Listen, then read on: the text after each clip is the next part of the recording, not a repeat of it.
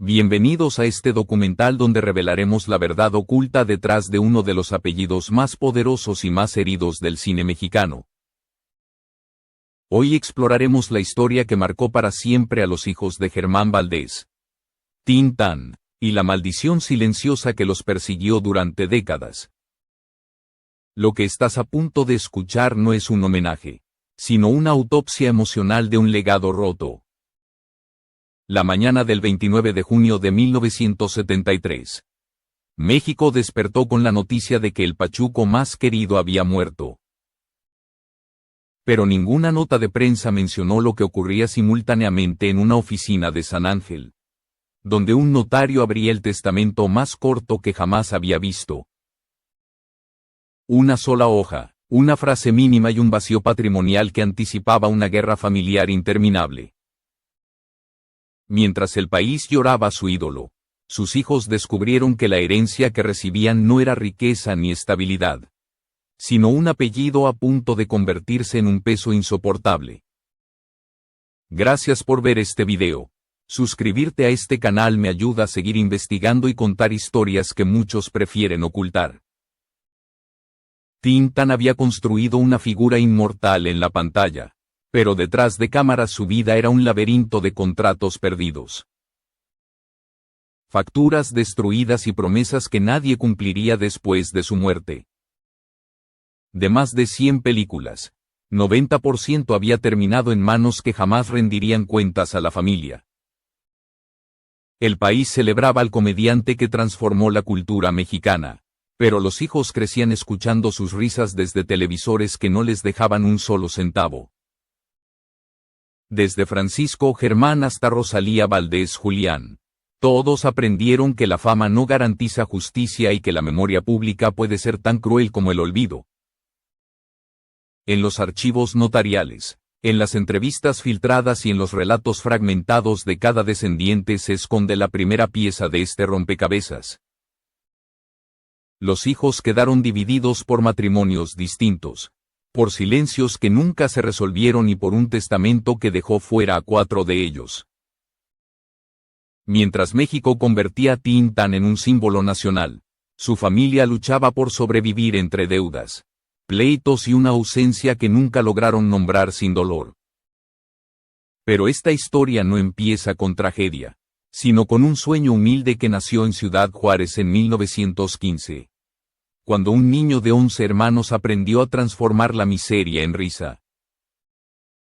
Para entender la maldición que marcó a sus hijos, primero debemos regresar a ese origen donde la gloria y la desgracia empezaron a entrelazarse sin que nadie lo advirtiera. Germán Cipriano Valdés Castillo nació en Ciudad Juárez en 1915. En una casa sencilla donde el polvo del desierto se mezclaba con las voces improvisadas de un niño que ya intuía que la risa podía ser un salvavidas. Era el tercero de 2 hermanos y creció entre carencias, trabajos temporales y sueños que parecían imposibles para alguien de su origen.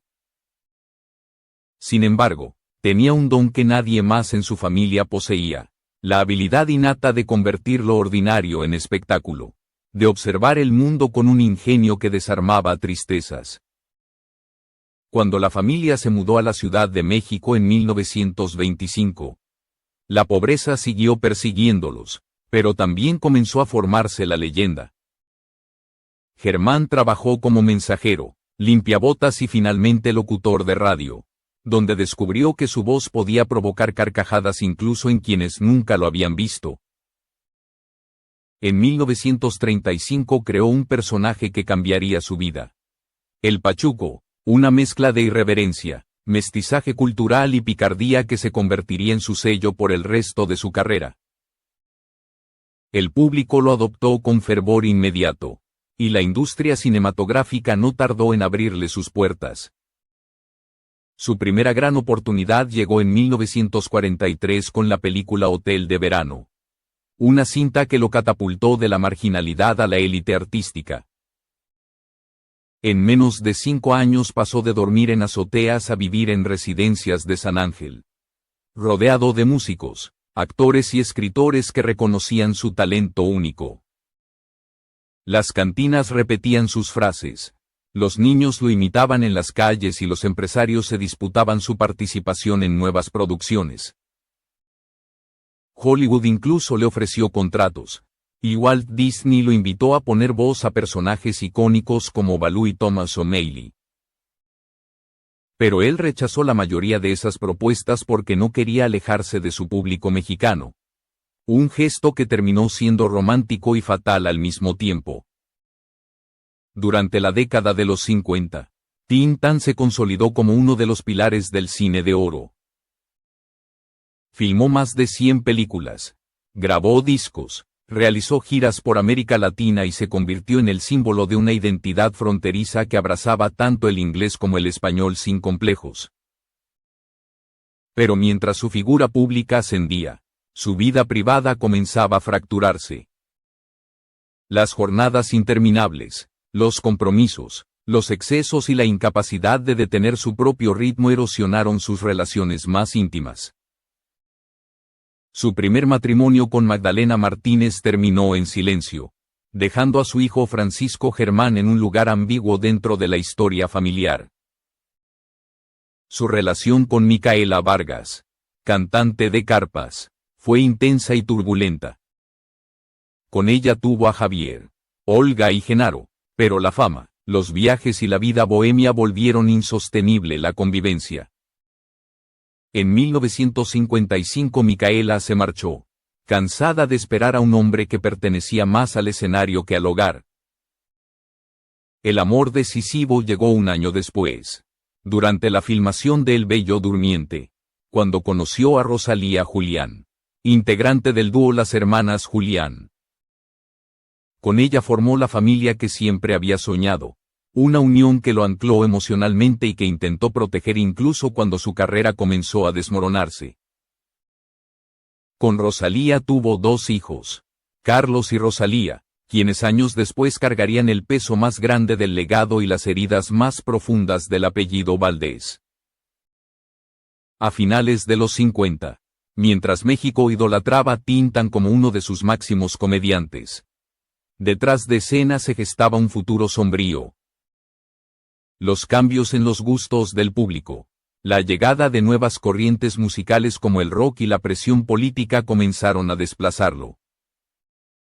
Los estudios ya no lo buscaban como antes. Los contratos disminuyeron y la abundancia que lo había rodeado empezó a evaporarse sin que él lograra reaccionar a tiempo. El hombre que había conquistado a un país entero con sus gestos y su voz enfrentaba ahora una caída silenciosa. Los autos de lujo, las casas en Acapulco y Cuernavaca, las fiestas con Pedro Infante y resortes se transformaron en deudas crecientes. Préstamos imposibles de pagar y promesas rotas. Los hijos miraban desde distintas ciudades cómo el brillo de su padre comenzaba a apagarse, sin imaginar que la verdadera tragedia apenas estaba por comenzar. En este punto, la historia deja de ser solo un relato de ascenso y gloria para convertirse en el prólogo de un derrumbe que marcaría a todos sus descendientes. La decadencia profesional de Tin Tan no solo afectó su vida, sino que sembró el terreno para la maldición que años después golpearía a cada uno de sus hijos sin excepción. Para 1960 la vida de Tin Tan ya no se parecía a la fantasía luminosa que el público imaginaba. Mientras los periódicos seguían celebrando su figura como una leyenda viviente, su realidad económica comenzaba a deteriorarse de manera acelerada. Los estudios reducían sus ofertas, los empresarios evitaban arriesgarse con proyectos costosos y el nuevo clima cultural que favorecía a los jóvenes rock'n'rolleros lo relegaba a un rincón incómodo. Ni completamente olvidado ni plenamente vigente. En silencio, la industria que lo había encumbrado comenzaba a darle la espalda. La caída no fue repentina, sino un desgaste lento. Las deudas crecían con cada mes. Los cheques sin fondos se acumulaban y las amistades que antes llenaban su casa se volvían esporádicas. El rancho de San Ángel fue lo primero en perderse. Más tarde, las propiedades en Acapulco y Cuernavaca terminaron hipotecados. En 1970 incluso fue detenido brevemente por un adeudo bancario. Un episodio que jamás trascendió de forma pública, pero que marcó un punto de inflexión en su ánimo. Cada intento por recuperar estabilidad lo hundía más. Vendió derechos de exhibición de varias películas para cubrir gastos médicos y compromisos con Hacienda. Para 1972 ya estaba enfermo, debilitado por años de excesos, cirrosis y un cáncer pancreático que avanzaba sin ser completamente diagnosticado. Aún así, mantenía la costumbre de brindar, aunque fuera con agua, para no romper con su personaje de eterno bohemio. En casa, sus hijos lo miraban intentar conservar una sonrisa que ya no podía sostenerse sin dolor. Rosalía Julián, su última esposa, observaba con angustia cómo el hombre que había llenado salas de cine ya no podía caminar sin ayuda. Tintán, el ídolo que parecía eterno, comenzaba a desvanecerse. Su testamento, redactado con urgencia y desconcierto, apenas incluía una frase destinada a sus hijos menores. Los demás quedaron fuera por descuido más que por intención, pero ese gesto accidental se convertiría después en la chispa de una fractura familiar que tardaría décadas en cicatrizar. Cuando murió el 29 de junio de 1973, su partida fue recibida con homenajes, mariachis y portadas de periódico.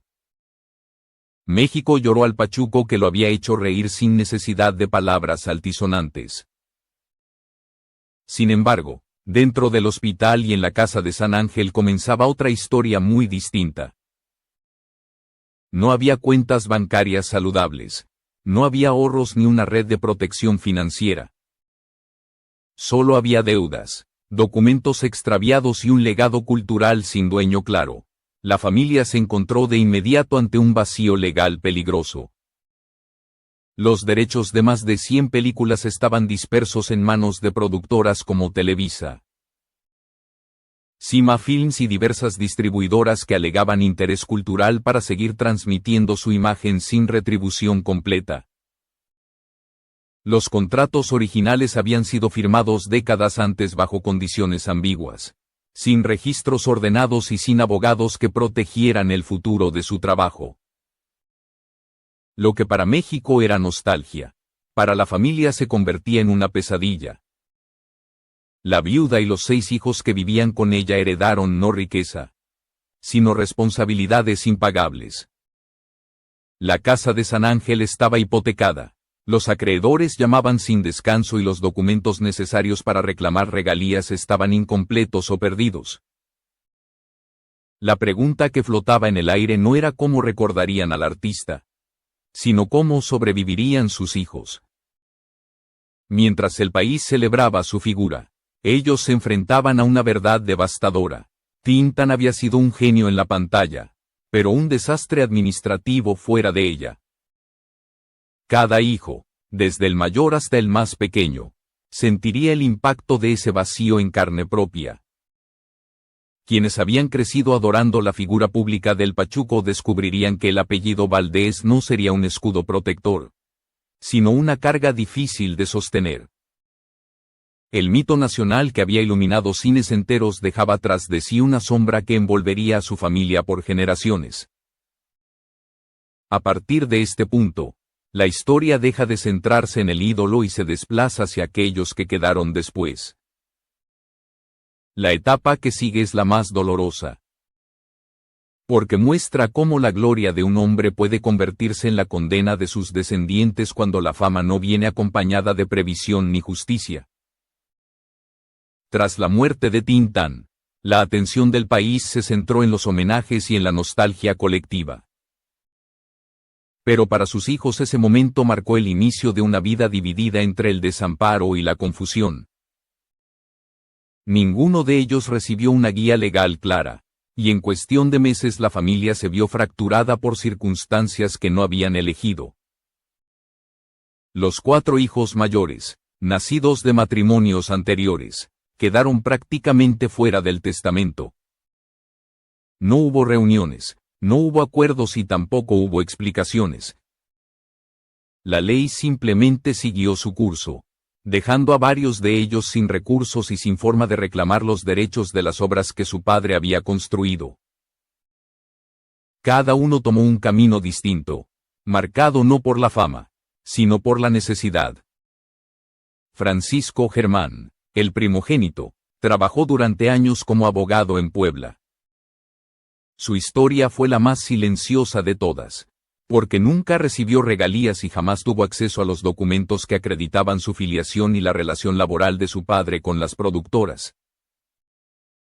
Murió en 1994 sin reconocimiento público y fue enterrado en una tumba sin lápida. Un reflejo doloroso de lo que significó para él llevar el apellido Valdés. No heredó dinero ni prestigio, solo la sombra de un padre inmenso que no pudo dejarle nada.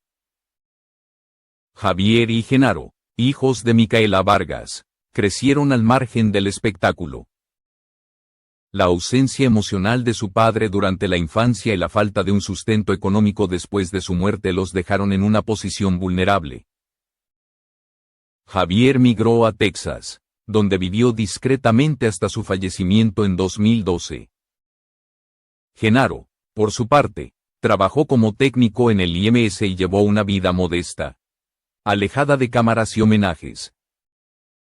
Ambos cargaron con el apellido sin recibir nunca un beneficio real de él. Para ellos, Tintán era un mito compartido con el resto de México, pero no una presencia que hubiera guiado su destino. Olga, la única hija de esa misma unión, también eligió apartarse del foco público. Dedicó su vida a la docencia y conservó algunas cartas manuscritas de su padre, llenas de bromas y dibujos de pachucos. Esas cartas, más que un recuerdo, se convirtieron en un símbolo de lo que pudo haber sido una familia unida. Eran los únicos fragmentos tangibles que quedaban de una relación afectiva fragmentada por distancia, giras y silencios. Para Olga, la herencia no estaba en los tribunales ni en los contratos, sino en esas líneas escritas a mano que se negaba a perder. Mientras los hijos mayores intentaban reconstruir sus vidas lejos de los reflectores, los dos hijos menores, Carlos y Rosalía, enfrentaban un destino distinto debido a su cercanía con la última esposa del comediante. Carlos, el mayor de los dos, dedicó años a recopilar fotografías, notas de prensa y vestuarios originales con la esperanza de crear un museo sobre la vida de su padre. Pero los recursos eran insuficientes y las instituciones culturales mostraban poco interés. Cuando murió en 2017, dejó una caja de zapatos con llaves, negativos y contratos desordenados, los últimos vestigios del archivo familiar que nadie reclamó. Rosalía Valdés Julián, por otro lado, se convirtió en la guardiana oficial del legado. Actriz y cantante en su juventud, abandonó su carrera para dedicarse a preservar la memoria de Tintán. Durante décadas asistió sola a los homenajes, escribió columnas, produjo documentales y enfrentó interminables procesos legales para recuperar los derechos de exhibición de su padre. Luchó en tribunales contra televisoras que transmitían las películas sin pagar regalías completas y contra distribuidoras que alegaban propiedad de los negativos originales. La batalla la desgastó física y emocionalmente, pero nunca cedió. Para ella, el apellido no era un lujo ni un obstáculo, sino un deber. La percepción pública de los hijos de Tintán era superficial. Muchos imaginaban que vivían rodeados de privilegios o que habían heredado una fortuna significativa. Pero la realidad era diametralmente opuesta. La mayor parte vivió en condiciones modestas. Algunos enfrentaron enfermedades sin recursos. Otros trabajaron en empleos comunes sin mencionar jamás quién había sido su padre. La fama del comediante no los protegió, y en algunos casos se volvió un arma de doble filo, porque ser hijo de un ídolo no garantizaba estabilidad. Pero sí imponía expectativas imposibles. Esta fractura entre la imagen pública del ídolo y la vida privada de sus descendientes alimentó lo que muchos comenzaron a llamar la maldición Valdés. no era una maldición sobrenatural, sino un conjunto de heridas acumuladas, decisiones precipitadas, documentos perdidos y un sistema legal que nunca estuvo diseñado para proteger a las familias de los artistas en México. Cada hijo cargó su propia cruz. Cada uno enfrentó el legado desde una trinchera distinta, y en todos los casos el apellido les dejó más preguntas que respuestas. La historia de los hijos de Tin Tan es, en el fondo, la historia de cómo la grandeza de un hombre puede convertirse en una carga para quienes lo sobreviven. Los éxitos, las canciones, las películas y la risa quedaron grabados en la memoria colectiva del país. Pero para su familia, el eco de esa risa se transformó en una sombra que acompañaría sus vidas por décadas. La tragedia ya no era la muerte del ídolo, sino las consecuencias silenciosas que esa muerte dejó en sus descendientes. La década de los 80 marcó el comienzo de la batalla legal más larga y desgastante que enfrentaría la familia Valdés. Mientras el público seguía disfrutando de las películas de Tin Tan en televisión abierta, sus hijos descubrían que la mayoría de esas transmisiones se realizaban sin pagar regalías completas o, en algunos casos, sin pagar absolutamente nada. Las productoras argumentaban que las cintas pertenecían al acervo cultural nacional o que los contratos originales les otorgaban derechos perpetuos. La familia, en cambio, apenas contaba con documentos incompletos, facturas extraviadas y testimonios fragmentados. Rosalía Valdés Julián, la hija menor del comediante, se convirtió en la voz insistente que exigía respuestas. Se presentó en oficinas, archivos y despachos legales armada solo con carpetas que contenían copias deterioradas de contratos firmados por su padre. Las respuestas eran siempre las mismas: registros inexistentes, cláusulas ambiguas, vencimientos que nunca se habían actualizado. Para las televisoras y distribuidoras, el patrimonio de Tin Tan era un negocio. Para su familia, era una herida abierta que se profundizaba con cada retransmisión no pagada. En 1999 la familia Valdés decidió presentar una demanda formal contra Televisa por la retransmisión de 34 películas sin regalías adecuadas. El proceso fue lento, complejo y lleno de obstáculos. Cada documento tenía que ser rastreado, cada copia cotejada, cada negativo solicitado. En muchos casos, los archivos estaban dañados o incompletos. El litigio se extendió durante casi una década y llegó hasta la Suprema Corte, que en 2007 emitió una resolución parcialmente favorable para los Valdés. El triunfo, sin embargo, fue más simbólico que económico. La suma otorgada apenas alcanzó para cubrir abogados, deudas acumuladas y gastos básicos. Durante esos años, la familia descubrió que varias películas estaban en manos de distribuidoras privadas que reclamaban derechos derivados de acuerdos firmados por Tin Tan en momentos de necesidad económica. El problema no era solo la falta de registros, sino la ausencia de una legislación clara que protegiera la obra de los artistas fallecidos. Sin una estructura legal sólida, cada reclamo se convertía en una carrera cuesta arriba. Los hijos veían cómo la figura de su padre generaba ganancias para empresas e instituciones, mientras ellos sobrevivían en condiciones modestas o en completo anonimato. La situación se volvió aún más compleja cuando comenzaron a aparecer copias deterioradas de varias películas. En 1979, por ejemplo, el IMCINE intentó restaurar El Rey del Barrio. Pero los rollos estaban dañados por humedad y nadie se responsabilizó por su deterioro. Ante la falta de apoyo institucional, la propia familia tuvo que cubrir parte de los costos de restauración. Era un recordatorio cruel de que, incluso para preservar el legado del comediante, los Valdés estaban solos. En los 92.000, Rosalía volvió a alzar la voz. Participó en homenajes, Escribió columnas en periódicos y produjo un documental con imágenes familiares que mostraban el lado humano del comediante. No buscaba dinero, sino reconocimiento y respeto. Sin embargo, cada homenaje parecía fracasar frente a una realidad inevitable. Las instituciones reconocían a Tintán como patrimonio cultural. Pero su familia seguía luchando por sobrevivir económicamente. La venta de objetos personales se volvió, para algunos descendientes, una medida de emergencia. Fotografías, vestuarios y documentos originales cambiaban de manos por sumas pequeñas. Reflejo de la precariedad en la que vivían quienes llevaban uno de los apellidos más emblemáticos del cine mexicano. El caso más doloroso se conoció cuando uno de los nietos vendió documentos firmados por el actor por menos de 10,000 pesos para pagar medicinas. Ese episodio se convirtió en símbolo de la fragilidad económica que acompañaba a la familia. Aún así, la lucha continuó.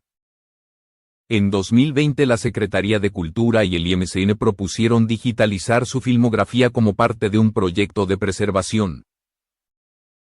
Al principio, varias cintas quedaron fuera debido a conflictos legales sobre los derechos. Fue Rosalía quien presionó hasta lograr incluir algunas, como El Ceniciento y Calabacitas Tiernas. La familia no recibió regalías por la digitalización, pero sí obtuvo algo más valioso: la certeza de que las películas sobrevivirían al tiempo. Las plataformas digitales también jugaron un papel inesperado. En 2022 Amazon Prime adquirió derechos de 5 películas para su catálogo latinoamericano. La presencia del comediante en una plataforma global fue un reconocimiento tardío, aunque nuevamente sin compensación directa para los descendientes. El apellido Valdés seguía generando interés y consumo, pero la familia continuaba excluida de los beneficios. Cada audiencia, cada conferencia, cada entrevista en la que Rosalía defendía el legado de su padre era un recordatorio de la desigualdad entre el aprecio cultural y la justicia económica. Durante décadas, los Valdés lucharon por recuperar lo que les correspondía, no para enriquecerse, sino para proteger la memoria de un hombre que había dado al cine mexicano una identidad propia. Pero el sistema legal, las productoras y la burocracia demostraron ser adversarios casi invencibles. La maldición que cargaba la familia no era un hechizo, sino la combinación de contratos mal firmados, archivos dañados, instituciones indiferentes y una industria que lucraba con un ídolo sin asumir responsabilidad hacia sus herederos. La risa de Tintán seguía llenando pantallas, pero para su familia cada transmisión era un recordatorio doloroso de lo que se había perdido. No solo en lo material, sino en lo emocional y lo histórico. La historia legal que rodeó al apellido Valdés es una muestra de cómo un país puede amar profundamente a un artista y, al mismo tiempo, abandonar a quienes representan su línea de sangre. Las carcajadas resonaban en los cines y en la televisión, pero dentro de la familia el peso del legado se volvía insoportable, convirtiéndose en una batalla interminable que pasaría de generación en generación. Con el paso de los años, la historia de Tintán dejó de pertenecer únicamente a quienes lo conocieron en vida y pasó a formar parte de la memoria colectiva de México. Mientras su imagen adornaba murales, camisetas y carteles de cine antiguo, la familia Valdés enfrentaba una realidad mucho más sobria. No había mansiones ni herencias millonarias, solo fragmentos dispersos de una vida que el país celebraba, pero que sus descendientes seguían pagando con silencios, sacrificios y renuncias. Rosalía Valdés Julián, la hija menor, se convirtió en el último eslabón visible de una dinastía que parecía condenada a sobrevivir entre pleitos legales y homenajes incompletos. Vivía en un departamento modesto, rodeada de fotografías de los años dorados del cine, respondiendo mensajes de admiradores y protegiendo un archivo familiar que muchos consideraban invaluable, aunque ninguna institución parecía dispuesto a preservarlo plenamente. Su misión no era vivir del legado, sino evitar que desapareciera. Los nietos crecieron alejados del espectáculo, algunos por elección, otros por temor a repetir la historia de sus padres. Muchos vivían de trabajos comunes, sin buscar reconocimiento. El apellido Valdés era, para ellos, un eco intenso, una mezcla de nostalgia y advertencia. Unos preferían no usarlo en público, cansados de las preguntas sobre un abuelo que no habían conocido. Otros, como Germán Valdés Treso, intentaron seguir la estela artística con papeles breves en televisión, cargando con la etiqueta injusta del nuevo Tintán. Un peso imposible de sostener para cualquier persona. La división entre la gloria pública y la precariedad familiar se hizo aún más evidente cuando la Secretaría de Cultura celebró el centenario de Tintán en 2020. La ceremonia fue pequeña, sin discursos oficiales importantes. Rosalía llegó con un retrato de su padre y flores para la tumba. Los asistentes eran pocos, pero en esa intimidad se revelaba algo profundo. El reconocimiento del país hacia su figura nunca se tradujo en justicia hacia su familia. Era un homenaje sincero, pero también un recordatorio de la soledad que acompañó su legado. En los años siguientes, un grupo de jóvenes cineastas decidió producir un documental independiente titulado Tintán Vive, utilizando imágenes restauradas y testimonios de familiares, sin apoyo institucional ni presupuesto. El proyecto se convirtió en una muestra de cómo las nuevas generaciones buscaban rescatar lo que las anteriores habían perdido por falta de recursos y protección legal. Cuando Rosalía vio las primeras proyecciones, dijo una frase que sintetizaba décadas de dolor y esperanza: la risa de mi padre no murió, solo espera ser escuchada con respeto. A pesar de las carencias económicas, la familia encontró una forma inesperada de redención. Cada vez que una película de Tintán volvía a proyectarse en televisión o en plataformas digitales, surgían nuevos admiradores. Jóvenes que descubrían al Pachuco irreverente sin saber que detrás de su personaje existía una historia de sacrificios familiares. Esa conexión emocional con el público actuaba como un puente entre el pasado y el presente. Un hilo que mantenía viva la memoria incluso cuando los archivos oficiales seguían incompletos. La realidad final es dura, pero reveladora. Tintán no dejó riquezas materiales, pero dejó una huella tan profunda que ningún olvido institucional ha logrado borrar. Su legado no pertenece a un banco ni a una productora, sino a una cultura que aprendió a reírse de sí misma gracias a él. Para los Valdés, la herencia más importante no fue la falta de dinero, sino la responsabilidad de custodiar esa risa, una responsabilidad pesada, compleja y, aún así, llena de sentido. La llamada maldición Valdés nunca fue realmente la pobreza ni las demandas interminables, sino el silencio que se instaló después de la muerte del comediante. Un silencio que separó a los hermanos, que ocultó documentos, que desordenó contratos y que dejó a la familia sin herramientas para defender lo que era suyo. Romper ese silencio, contarlo todo, reconstruir la historia pieza por pieza, se convirtió en el acto de resistencia más grande que pudieron ofrecer. Hoy, más de 50 años después de la partida de Germán Valdés, su voz sigue viva. Cada risa que surge al ver una de sus películas, cada referencia cultural, cada mural con su imagen es un recordatorio de que la memoria puede sobrevivir incluso a la injusticia. El apellido Valdés ya no es solo una sombra, sino también una lección sobre el precio de la fama y el valor de la dignidad.